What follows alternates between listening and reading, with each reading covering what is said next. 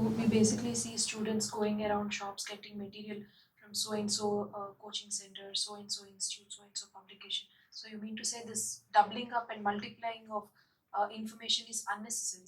Rely on 2 to 3 standard books. That's Yeah, what you say. exactly. Because even those two to three standard books, what practically happens is, see, we ask you to read NCRT. Take my subject for example, polity. I ask you to read NCRTs. Then I ask you to read, Subhash Kashyap or D.D. Basu, okay, or Lakshmikant, which obviously students would read.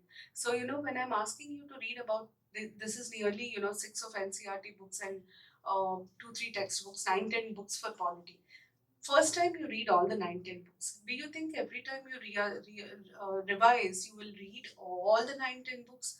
It is a humongous task. So, what I say is, you have to make a concise notes of your own. You have to have one book where everything is neatly listed out. If you're taking coaching from somebody, for example, if it is my class, I ask my students to take a printout of the handouts that I share. I share handouts, the printed material.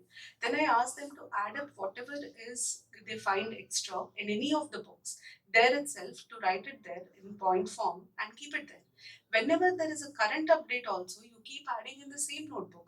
So ultimately, for polity, you will have only one book where all the details are given and the revision becomes very, very easy. And when you organize your information so systematically, it is very obvious that you're going to get it out this in the same manner in your mains. So this will help you a lot in your exam. In fact, I would say that you have to get into notes making. It should be a very concise notes and it should be integrated with current affairs. I can beyond a doubt say that if a student is maintaining a separate current affairs notes, he will 90% not get the time to go through that. It is impossible. And the other thing that we have to realize is, in UPSC, they do not ask current affairs separately and subject separately. They integrate both current affairs and backgrounders and ask. For that, integrating at the preparation level is very important. Then you will be able to cover it in a holistic manner. So that is the reason, have your notes ready. Keep adding papers into it. You can always get them spiral binded. Keep adding papers. Whenever there is a new ordinance, add that information under Article 123.